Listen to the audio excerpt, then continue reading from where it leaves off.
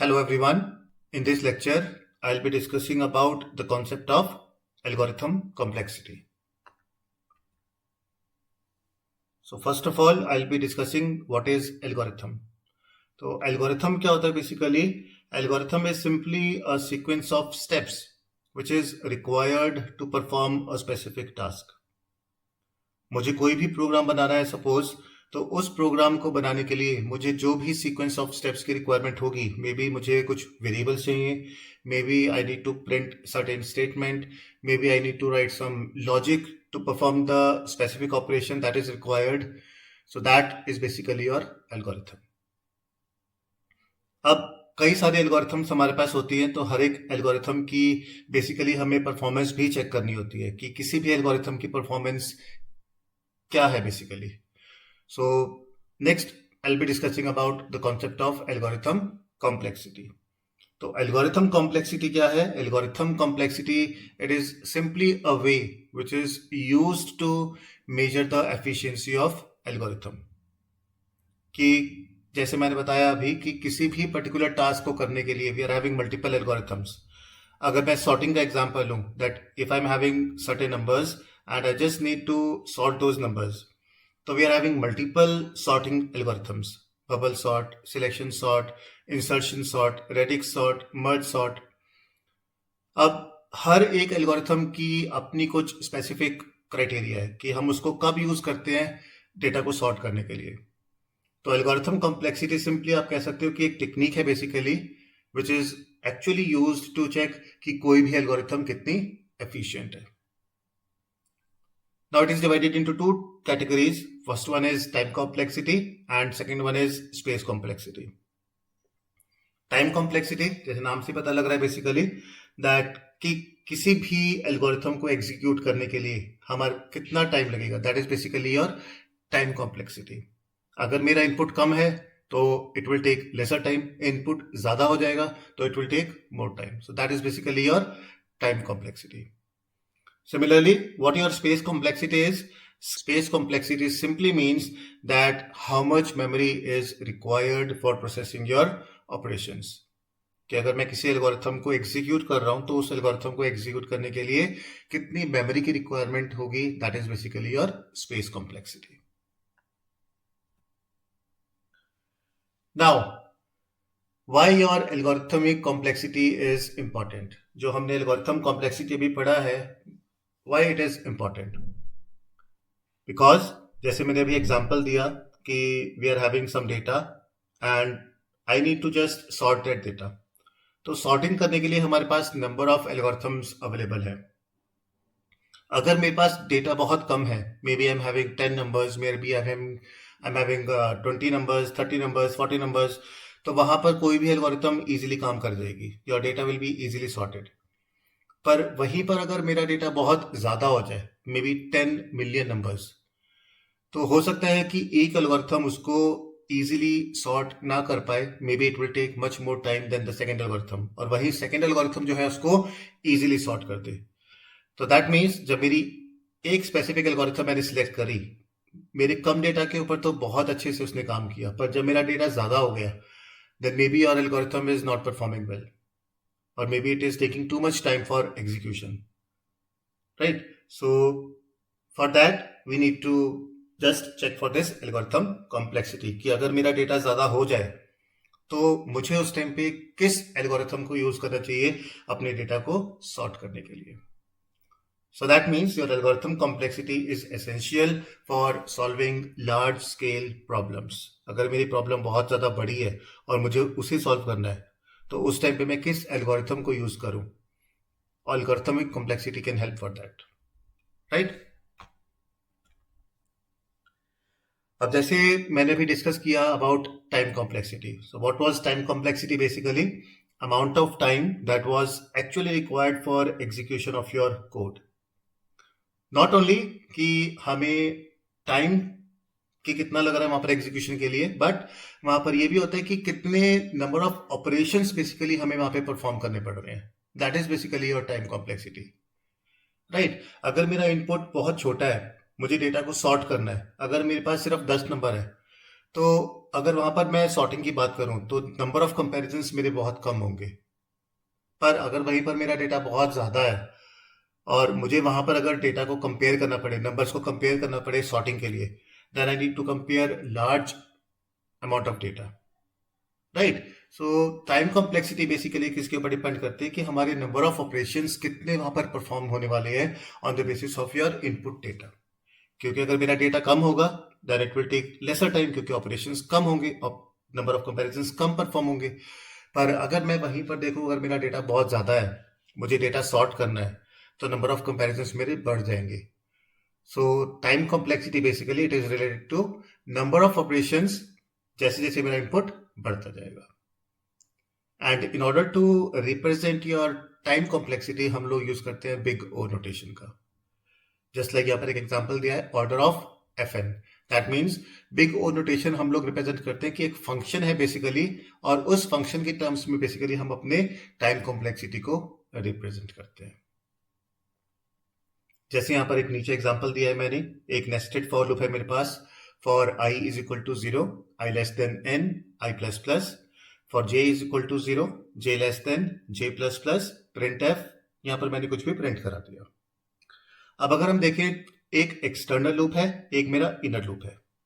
तो मुझे जो मेरा आउटर लूप है it is executing n number of times, और जो मेरा इनर लूप है it is executing n number of times. तो अगर मैं यहाँ पर नंबर ऑफ ऑपरेशंस देखूं, मेरे नंबर ऑफ ऑपरेशंस जो यहाँ पर परफॉर्म होंगे it will be n into n, that means n square.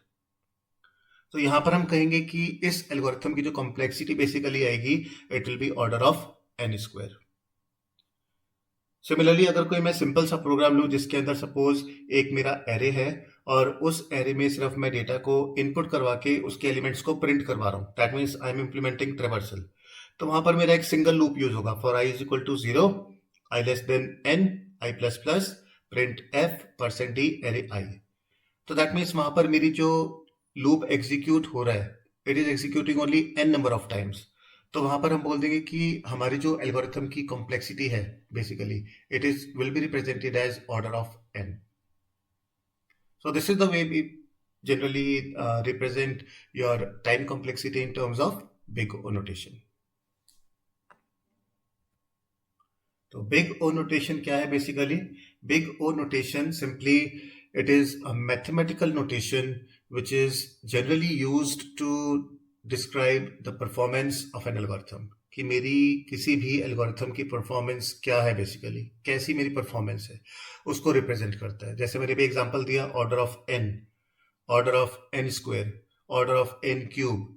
ये नीचे कुछ एग्जांपल्स भी रिप्रेजेंट किए हैं मैंने यहाँ पर, order of 1, order of n, order of n square, order of log n log n and so on, right. तो ये क्या है, बिग ओ नोटेशन के कुछ रिप्रेजेंटेशंस हैं। And whenever we talk about big O notation, big O हमेशा जो represent करता है it represents the upper bound of an algorithm, यानी कि किसी भी एल्गोरिथम का वर्स्ट केस रिप्रेजेंट करता है। आई will be discussing about this कि बेस्ट केस, एवरेज केस और वर्स्ट केस क्या होते हैं। तो बिग ओ नोटेशन क्या होता है बेसिकली? बिग ओ नोटेशन जो है बेसिकली किसी भी एल्गोरिथम का वर्स्ट केस क्या होगा, इट रिप्रेजेंट्स दैट थिंग। तो यहां पर मैंने जैसे एग्जांपल लिए हैं कुछ बिग ओ नोटेशन। अगर मैं देखूं ऑर्डर ऑफ 1, दैट मीन्स यहां पर क्या है, मेरा एक कांस्टेंट टाइम लगेगा किसी भी डेटा को ढूंढने के लिए। फॉर एग्जांपल कि मेरे पास एक एरे है और उस एरे के अंदर कुछ एलिमेंट्स हैं। अगर मुझे किसी ने कहा कि find the element at index number 5, तो that means it will take me fixed time. एक फिक्स टाइम है कि मुझे, क्योंकि मुझे इंडेक्स लोकेशन पता है, इस इंडेक्स के ऊपर क्या वैल्यू पड़ी है मैं सीधे वहां से पिक कर लूंगा। मुझे किसी ने कहा what is the value at index number 15, I can directly pick the value which is existing at index number 15, right?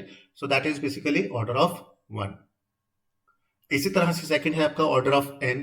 जैसे मैंने एग्जांपल लिया था कि मेरे पास एक एरे है, it is having some elements and I'm just printing those elements, that means I am implementing traversing।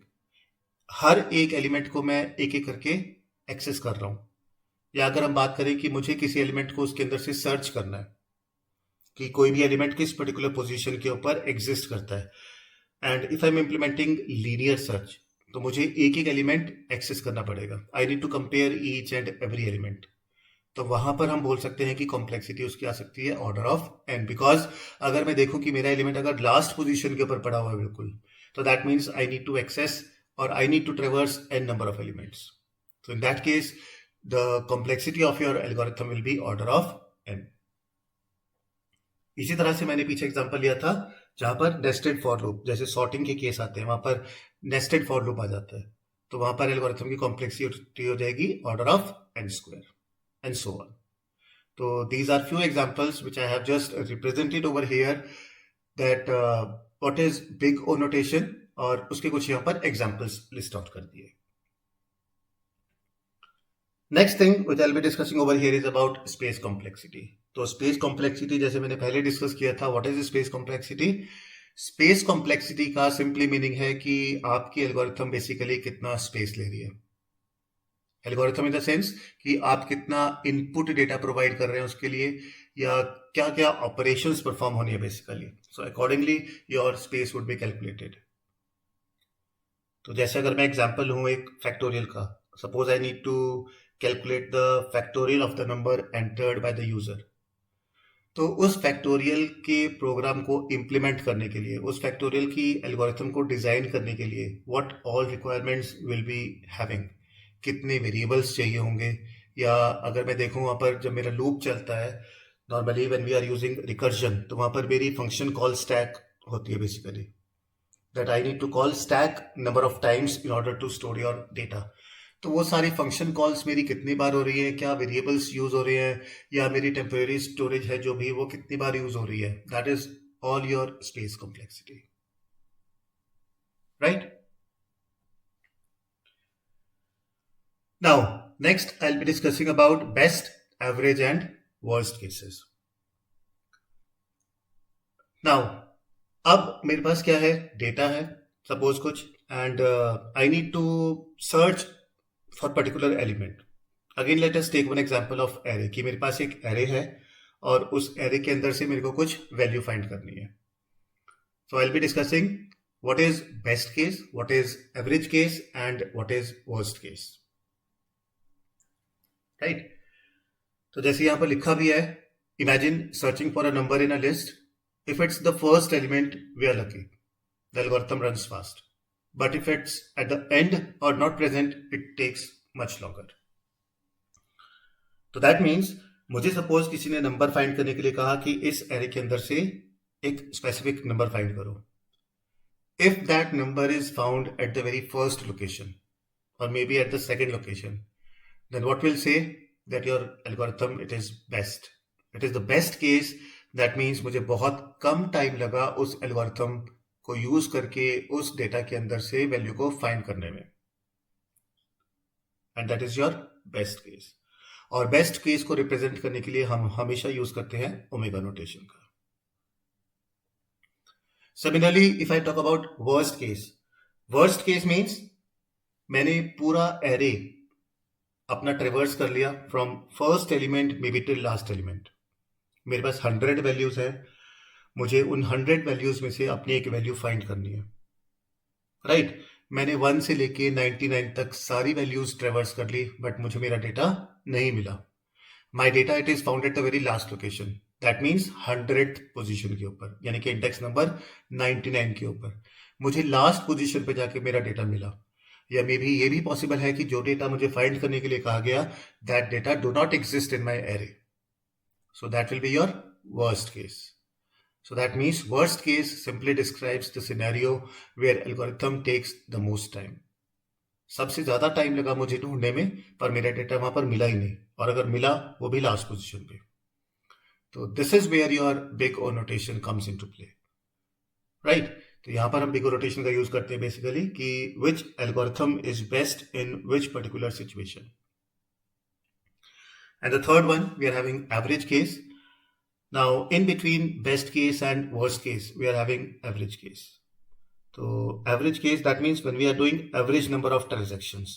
जैसे मैंने एग्जांपल लिया, मेरे पास 100 वैल्यूज हैं और उन 100 वैल्यूज में से मुझे कोई डेटा सर्च करना है. तो may be when I am processing somewhere in between, तो जस्ट एक एग्जांपल लेके चल रहा हूँ कि मे बी फ्रॉम 41 to 60, 41 से 60 एलिमेंट के बीच में अगर कहीं पर मेरे को डेटा मिल गया मेरा, that means I need to traverse average number of traversals, average number of transactions मुझे परफॉर्म करनी है। 100 का हाफ 50 हो गया, तो that means may be around 40 to 60 अगर मैं ट्रांजेक्शन्स कर रहा हूँ, या मे बी 30 to 70 में अगर ट्रांजेक्शन्स कर रहा हूँ, what I am going to consider it as average. कि मुझे पूरा एरे अपना ट्रेवर्स करने की जरूरत नहीं पड़ी, जब ऑलमोस्ट मैंने हाफ ऑफ द एरे ट्रेवर्स किया मुझे मेरा डेटा मिल गया। सो that is basically your average case, and in order to represent average case we make use of theta notation, right? So these are three cases: best case, average case and worst case. One more concept we are having over here, that is time space trade off. तो time space trade off क्या होता है basically?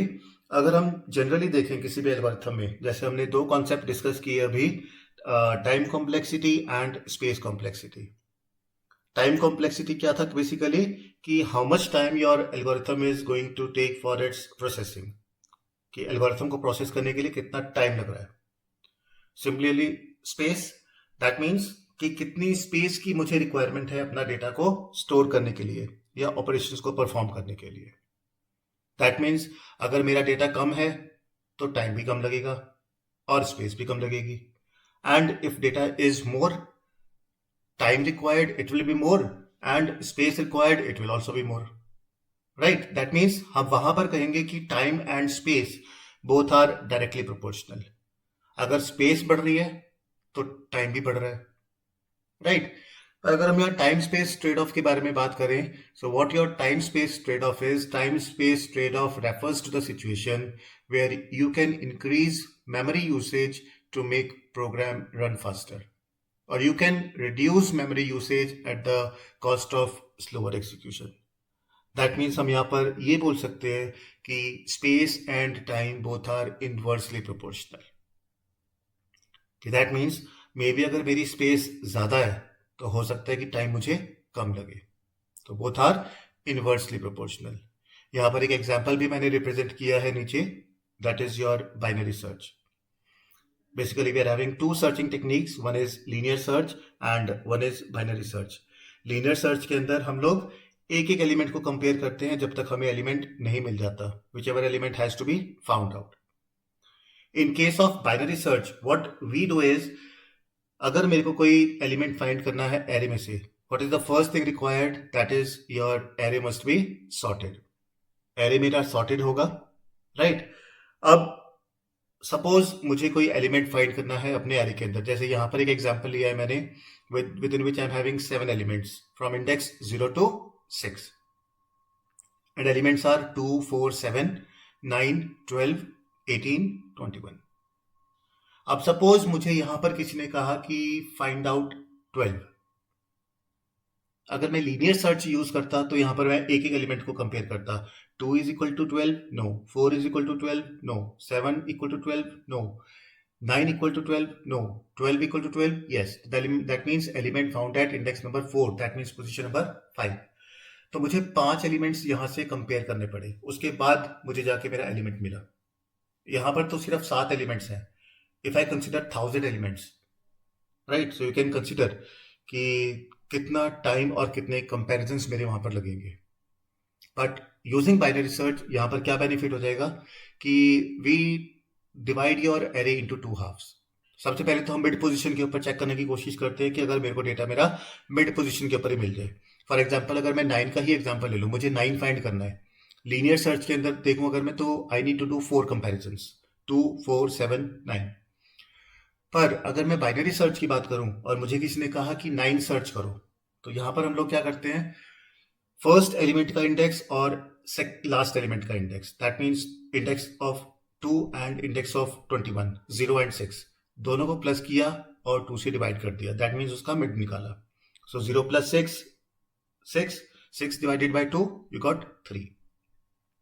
तो mid position पे हम search करेंगे कि क्या हमारा एलिमेंट एग्जिस्ट करता है, तो यस, थर्ड पोजीशन पे या थर्ड इंडेक्स पे बेसिकली हमें हमारा एलिमेंट मिल गया, तो your algorithm ends over there itself. तो यानी कि मुझे पहले कंपैरिजन में ही मेरा एलिमेंट मिल गया। नहीं तो जैसे मैंने कहा था कि I need to search for 12, तो अभी मैंने मिड वैल्यू यहां पर क्या निकाली, 9। अब हम यहां पर देखेंगे कि 12 जो है हमारा मिड एलिमेंट से बड़ा है या छोटा है। 12 इज ग्रेटर देन 9। तो हम क्या करेंगे, जो भी मेरा फर्स्ट एरे है फ्रॉम इंडेक्स नंबर 0 टिल 3 उसको हम डिस्कार्ड कर देंगे, और 4 से लेके 6 तक, that means from index number 4 to index number 6 हम सिर्फ उसको कंसिडर करेंगे, और उसके अंदर हम 12 को देखेंगे। If element which was supposed to be found out, if it would have been smaller than 9, अगर वो 9 से छोटा होता तो मैं फर्स्ट हाफ को यूज करता, राइट। तो दैट मीन्स मुझे किसी भी एलिमेंट को सर्च करने के लिए बहुत कम टाइम लग रहा है। तो that means space and time are inversely proportional, कि मेरी स्पेस ज्यादा है, नंबर ऑफ एलिमेंट्स मेरे ज्यादा है, बट मे बी मुझे वो एलिमेंट फर्स्ट सर्च पे ही मिल जाए मेरा, मैंने मिड पे ही वो एलिमेंट फाइंड आउट कर लिया, या we are just dividing your array so that we can find your element at the earliest, right? So this is time space trade-off. So that's all for today. In this lecture I have discussed about algorithm complexity. In next lecture I'll be starting with concept of arrays. Thank you.